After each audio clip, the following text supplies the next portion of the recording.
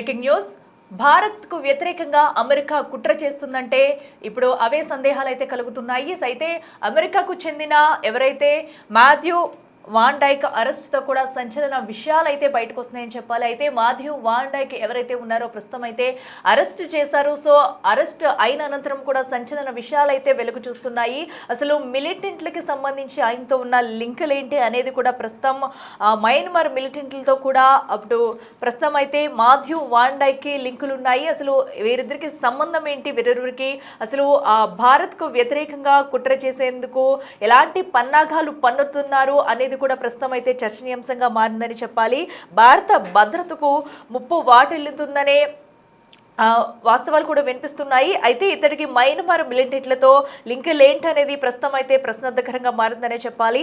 పర్యాటక వీసాలపై కూడా భారత్లోకి ప్రవేశించి అక్రమంగా సరిహద్దులు దాటి కూడా వీళ్ళు ఉగ్రకుట్రకు ప్లాన్ చేసినట్టయితే తెలుస్తుంది. అయితే ఇప్పటికే ఇటీవల 7 ఫారినర్స్ అయితే ఎన్ఐఏ అరెస్ట్ చేసింది. వీరిపై ఉగ్రవాద వ్యతిరేక చట్టం కింద కేసు కూడా నమోదు చేసిందనే చెప్పాలి. ఎవరైతే మాథ్యూ వాన్ డైక్ ఉన్నారో సో మాథ్యూ వాన్ డైక్తో పాటు మిలిటెంట్లను కూడా సో మొత్తంగా 7 ఎన్ఐఏ అరెస్ట్ చేసింది. ఇక మిజోరం మీదుగా మయన్మార్లోకి వెళ్ళిన ఈ 7 కూడా అక్కడ మిలిటెంట్లకు సైనిక డ్రోన్ వార్ఫేర్లో కూడా ట్రైనింగ్ ఇచ్చినట్టయితే తెలుస్తుంది. అక్కడ వీరందరూ కూడా ట్రైనింగ్ తీసుకుని సో భారత్కి సంబంధించిన ఏదైతే రక్షణ వ్యవస్థకి సంబంధించి కూడా కొన్ని ఆధారాలు సేకరించినట్టయితే వీరిపై అనుమానాలు అయితే వస్తున్నాయి. సో దీనికి సంబంధించి కూడా విచారణ చేసే పనిలో ఉంది ఎన్ఐఏ. ఇప్పటికే 7 అయితే అదుపులోకి తీసుకుంది. సో అయితే అరెస్ట్ అయిన 7 కూడా 6 ఉక్రెయిన్, మరొకరు అమెరికన్ గా కూడా గుర్తించారు. సో యుఎస్ కి చెందిన మాథ్యూ వాన్ డైక్ పైనే అనేక డౌట్లు అయితే వ్యక్తమవుతున్నాయి ప్రస్తుతం. సో మాథ్యూ వాన్ డైక్ ఎవరైతే ఉన్నారో సో ప్రధాన కారకుడు ఇతనేనా, అసలు ఇతను ఏం చేయబోతున్నాడు అనేది కూడా ప్రస్తుతం అయితే సస్పెన్స్ గా ఉందని చెప్పాలి. సో యుఎస్ కి చెందిన మాథ్యూ వాన్ డైక్ పైన ఇప్పుడు అందరు డౌట్లు ఉన్నాయని చెప్పాలి. ఇక అమెరికాకు వ్యతిరేకంగా ఉండే దేశాల్లోనే మాథ్యూ కుట్రలు పన్నుతున్నట్లు తెలుస్తుంది. సో అలాంటిది ఇప్పుడు భారత్కి ఎందుకు వచ్చినట్టు, సో ఇక్కడ ఎలాంటి ఉగ్రకుట్రలకి ప్లాన్ ఏమన్నా వేశారు, అసలు ఏం చేయబోతున్నారు అనేది కూడా ఉత్కంఠంగా మారిందని చెప్పాలి. ఇక మరింత సమాచారం అందించేందుకు మా అసిస్టెంట్ ఎడిటర్ రామ్దాస్ అందుబాటులో ఉన్నారు. రామ్దాస్, చెప్పండి, అసలు ఎవరి మాథ్యూ వాన్ డైక్? సో తనతో పాటు మరొక మిలిటెంట్లను కూడా ఇప్పటికే మరొక 6 మొత్తంగా 7 కూడా అరెస్ట్ చేసినట్టు తెలుస్తుంది ఎన్ఐఏ. అయితే అసలు వీరు ఎక్కడెక్కడ కుట్రలకు పాల్పడబోతున్నారు, అప్డేట్స్ ఏంటి?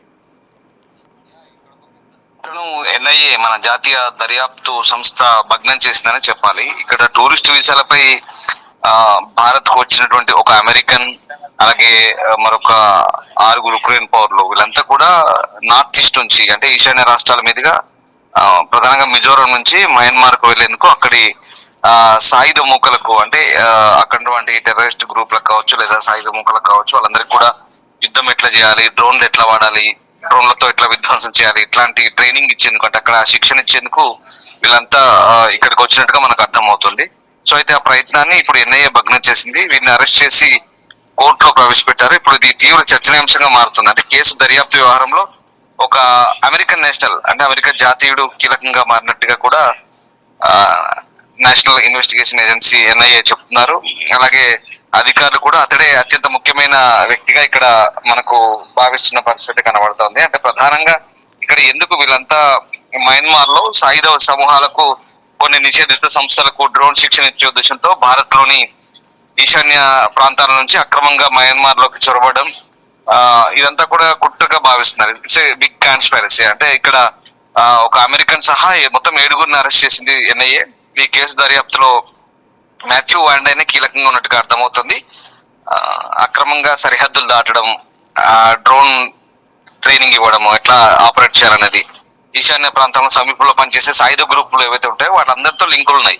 సో అందులో ఇతనితో పాటు మరొక 6 ఉక్రెయిన్ నేషనల్స్ ఉన్నారు. వాళ్ళంతా కూడా ఇప్పుడు కోర్టులో ప్రవేశపెడుతున్న పరిస్థితి కనబడుతుంది. అసలు ఎవరి మాథ్యూ ఆరోన్ వాన్ డైక్ అంటే కనుక తనను తాను ఒక మిలిటరీ విశ్లేషకునిగా చెప్తున్నాడు, ఒక వార్ జర్నలిస్ట్ గా, ఒక డాక్యుమెంటరీ చిత్ర నిర్మాతగా కూడా చెప్పుకుంటాడు. యాక్చువల్గా ఈయన చాలా యుద్ధాల్లో వెనిజులా పై క్యాప్చర్ అయినప్పుడు పనిచేశాడని చెప్తున్నారు. అలాగే దాంతో పాటు వియత్నాం వార్ లో కూడా చేశాడని కూడా చెప్తున్నారు.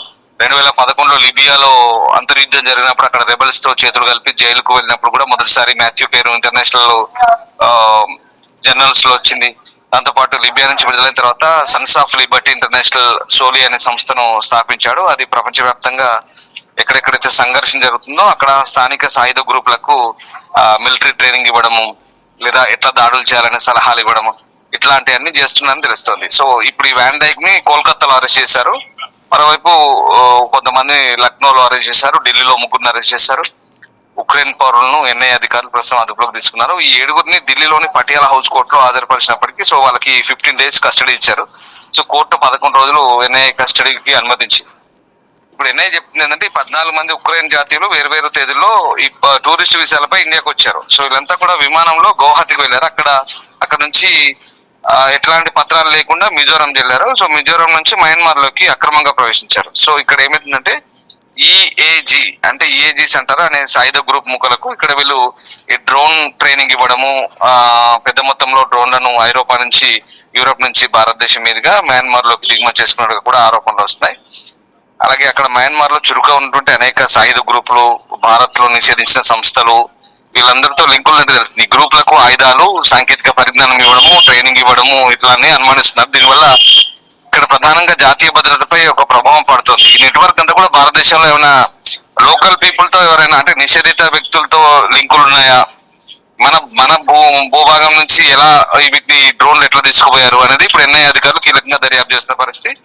సో ఇక్కడ వాళ్ళ దేశ పౌరుల్ని అదుపులోకి తీసుకోవడంతో కొంత ఉక్రెయిన్ అయితే అసంతృప్తిగా ఉంది. కానీ ఖచ్చితంగా ఇది మన దేశ భద్రత సంబంధించిన అవసరం కాబట్టి ఖచ్చితంగా దీన్ని మనం సీరియస్ గానే పరిగణించాల్సిన పరిస్థితి కనబడుతుంది. ప్రధానంగా ఇక్కడ ఆయుధాలు వాడడం, డ్రోన్ యుద్ధ పద్ధతుల్లో శిక్షణ ఇవ్వడం, సాయుధ జాతీయ సమూహాలకు ట్రైనింగ్ ఇవ్వడం, మిజోరాం మీదుగా మయన్మార్ లోకి అక్రమంగా ప్రవేశించారనేది ఆరోపణలతోనే ఈ 6 ఉక్రెయినియన్లు ఒక అమెరికన్ నేషనల్ వీళ్ళని కూడా ప్రస్తుతం మన భద్రతా సంస్థలు అయితే అరెస్ట్ చేశాయి. ఆ రకంగా వ్యాన్ డైక్ యుఎస్ సిటిజన్, అలాగే ఉక్రెయిన్ చెందినటువంటి ఉర్బా పెట్రో ఈ ఉక్రెయిన్ నేషనల్, అలాగే స్లివియాక్ టారాస్ ఇతను కూడా ఉక్రెయిన్ నేషనల్, ఇవాన్ సుక్మాన్స్కీ ఇతను ఉక్రెయిన్ నేషనలే, అలాగే స్టెఫాంకిన్ మారియన్, హోన్చర్క్ మ్యాక్సిమ్, అలాగే కమిన్స్కీ విక్టర్ వీళ్ళంతా కూడా ఉక్రెయిన్ నేషనల్స్.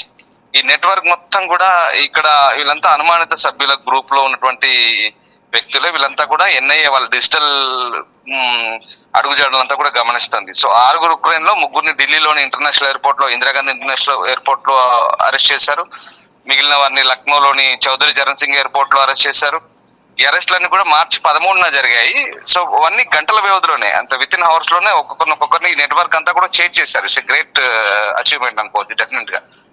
సో ఇక్కడంతా కూడా వీళ్ళంతా అదే రాత్రి కోల్కతా ఎయిర్పోర్ట్ లో ఈ వాన్ డైక్ అనేటువంటి అమెరికన్ నేషనల్ ని వీళ్ళని అదుపులో తీసుకున్నారు, అమెరికన్ సిటిజన్ ని. సో అతనికి సంబంధించిన భావిస్తున్నట్టు సోషల్ మీడియా ఖాతా కూడా ట్రేస్ అవుట్ చేసినప్పుడు పోస్ట్ లో అంటే వెనిజులాతో సహా అనేక దేశాల్లో పాలనా మార్పులు తీసుకురావడానికి తాను సీక్రెట్ ఆపరేషన్ చేస్తున్నట్టుగా అతను రాస్తున్నాడు. వెనిజులా గానీ, బర్మా అంటే మయన్మార్, పాత బర్మా అంటాం కదా, సో మయన్మార్, ఇరాన్, ఇతర నిరంకుశ పాలనల నాయకులారా మీకోసం మేము వస్తున్నాం అంటూ ఒక పోస్ట్ లో ఉంది. అలాగే రష్యా మీకోసం కూడా వస్తున్నాం, మీరు రెడీగా ఉండనంటూ రాశారు. అంటే ఇవన్నీ కూడా ఈ మొత్తం సోషల్ మీడియా అకౌంట్స్ ఇవన్నీ కూడా గమనించినప్పుడు వీళ్ళంతా కూడా జాతి వ్యతిరేక కార్యకలాపాలు పాల్పడుతున్నారు. అది కూడా మన భూభాగం నుంచి చేయడానికి రెడీగా అవుతున్నారనేది మనకు అర్థమవుతుంది. సో 6 ఉక్రెయినియన్ కోర్టు విచారణ కోసం మనం ఇప్పుడు వీళ్ళ కోసం అంటే అక్కడ ఉక్రెయినియన్ ఎంబసీ వీళ్ళు ఉక్రెయిన్ విదేశాంగ మంత్రిత్వ శాఖ కూడా వాళ్ళకు న్యాయపరమైన సహాయం కోసం వాళ్ళకు లాయర్ ని కూడా అపాయింట్ చేసినట్టుగా అర్థమవుతుంది. సో అంటే ఇండియా లేదా మయన్మార్ లాంటి ప్రాంతాల్లో చట్టవిరుద్ధ కార్యకలాపాల్లో వారి ప్రమేయాన్ని నిరూపిస్తే కనుక ఖచ్చితంగా వాళ్ళకి శిక్షలు పడతాయని చెప్తున్నారు. సో ఇది మార్చి 17 మంగళవారం నాడు ఈశాన్య ప్రాంతంలోని నిషేధిత జోన్ లోకి వీళ్ళందరూ కూడా వచ్చారు కాబట్టి సో ఇది మేము కూడా తెలుసుకున్నామంటే ఇప్పుడు Ukrainian minister of external affairs కూడా వాళ్ళు కూడా చెప్తున్నారు. అంటే ఈలోగా కోర్టులో ఉన్న ఉక్రెయినియన్ తో మాట్లాడి కూడా తమకు వాళ్ళ ఎంబసీ నుంచి అనుమతి ఇవ్వాలి, కాన్సులర్ గానీ లేదా ఎంబసీ రాయబారి గానీ అనుమతి ఇవ్వాలంటూ వాళ్ళు మన దేశంతో రిక్వెస్ట్ చేస్తున్న పరిస్థితి కనబడుతుంది. సో ఇక్కడ ఏంటంటే అంతర్జాతీయ చట్టాలకు విరుద్ధంగా ఒక భూభాగం నుంచి ఇంకో భూభాగం అంటే హౌ డేర్ టు వాళ్ళు ఎలా ఎంత ధైర్యంగా వచ్చారని మనకు చాలా క్లియర్ గా అర్థమవుతుంది. అసలు వేరే సిటిజన్ వాడెవడో ఉక్రెయినోడు 6 ఇంకోటి అమెరికాడు వీళ్ళంతా కలిసి మన ఈశాన్య రాష్ట్రం నుంచి మిజోరాం నుంచి ఇంకో దేశంలో కుట్ర చేయడం, కాన్స్పైర్ చేయడం అనేది చాలా నేరంగా పరిగణాల్సిన అంశం. ఇవన్నీ కూడా జరుగుతుంటే భారత్ చూస్తూ ఊరుకోదు కాబట్టి డెఫినెట్ గా ఇక్కడ మనకు చెడ్డ పేరు వస్తుంది కాబట్టి సో ఇవన్నీ కూడా పరిగణలోకి తీసుకున్నారు. ప్రస్తుతానికి అయితే 15 days రిమాండ్ ఉంది. దాంట్లో 11 days వీళ్ళు కస్టడీకి అడిగారు ఎన్ఐఏ. ఇవన్నీ కూడా ఇప్పుడు దర్యాప్తు జరుగుతుంది. సో ఈ దర్యాప్తులో ప్రస్తుతం ఏం జరగబోతుంది, మియాన్మార్ కు ఎట్లా పోవాలనుకున్నారు, మిజోరాం కు ఫస్ట్ పోదాం అనుకున్నారు, అక్కడి నుంచి ఈ బృందాలన్నీ కూడా అక్కడ ఎవరెవరైతే నిషేధిత వ్యక్తులతో కాంటాక్ట్ లోకి వెళ్ళారు ఏంటనేది ఇప్పుడు మొత్తం వీళ్ళంతా కూడా ఆరాధించిన పరిస్థితి కనబడతా ఉంది. సో మరి ముఖ్యంగా ఈ డ్రోన్లు ఎట్లా వచ్చాయి, ఎందుకంటే మన దేశ భద్రత కూడా ఇది 30 ఎట్లా డ్రోన్లు వచ్చాయి, ఇదంతా ఎట్లా తీసుకురాగలిగారు, ఇక్కడ ఎవరైనా సహకరించారా వీళ్ళకి ఏంటనేది ఇప్పుడు తెలియాల్సింది. సో ఆ రకంగా మనకంటే డిసెంబర్ 2024 నుంచి కూడా ఇంటెలిజెన్స్ ఇన్పుట్స్ చాలా పక్కగా వస్తున్నాయి. అంటే మియాన్మార్ తో మనం సరిహద్దు పంచుకుంటాం కాబట్టి ఎక్కడెక్కడ మిజోరాం, మణిపూర్, నాగాలాండ్ ఇవన్నీ కూడా మనం సరిహద్దు పంచుకుంటాం. అంటే మియాన్మార్ అంటే పాత బర్మా అంటాం కదా. సో అక్కడెక్కడ ఎవరెవరైతే టూరిస్ట్ వీసాలపై వస్తున్నారో ఇప్పుడు అవన్నీ కూడా కేంద్ర హోమ్ మంత్రిత్వ శాఖ రాష్ట్ర అడ్మినిస్ట్రేషన్ ను హెచ్చరిస్తుంది. 2024 నుంచి హెచ్చరిస్తుంది జాగ్రత్తగా ఉండాలి, అంటే వారి కదలికలను గమనించాలి, అవసరమైన చర్యలు తీసుకోవాలంటూ కూడా రీజనల్ రిజిస్ట్రేషన్ ఆఫీసులను కూడా హెచ్చరించింది. ఫారెన్ రీజనల్ రిజిస్ట్రేషన్ ఆఫీస్ అంటారు, FRRO. సో అంటే ఆల్రెడీ ఎప్పటి నుంచో హెచ్చరిస్తున్న పరిస్థితి కనబడుతుంది. సో ఇప్పుడు ఈ 7 అరెస్ట్ చేయడం ద్వారా వీళ్ళు ఎట్లాంటి కుట్రలు చేస్తున్నారు, ఒకవేళ మన దేశం మీద కూడా ఏదైనా వ్యతిరేక కుట్రలు చేస్తున్నారు అనేది కూడా ఇప్పుడు కస్టడీలో బయటపడే అవకాశం ఉంది. అట్లా okay, right Ramdas, thank you.